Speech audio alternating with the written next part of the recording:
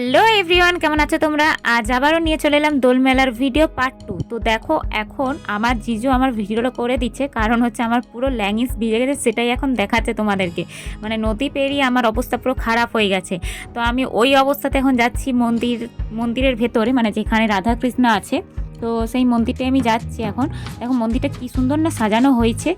আর ঠাকুর তো আমি একটু দেখতে পেয়েছি যদিও বা।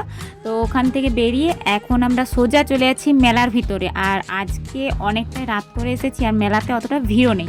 আর এই চড়কটা দেখে আমার চাপার, মানে চড়ক বলতে নাগরদোলায় আর কি, দেখে আমার প্রচুর চাপার ইচ্ছা ছিল, কিন্তু মেজদি এমন ভয়গুলো দেখাচ্ছিল আমি আর ভয়ে চাপিয়ে নিই। আর এই দোল মেলাতে সমস্ত রকমের জিনিস পাওয়া যায়, জুতোর থেকে শুরু করে মাদুর, আসন, তারপর হচ্ছে যে মানে সব রকম ড্রেস সব। তো দেখো অনেকটাই রাত হয়ে গেছে, এখন বাজছে প্রায় 11:30। তো আমরা এখন মেলা থেকে বাড়ি যাচ্ছি। তো আজকের মিনি ব্লগটা এই পর্যন্ত, দেখা যাচ্ছে নেক্সট কোনো ভিডিওতে। এখন টাটা।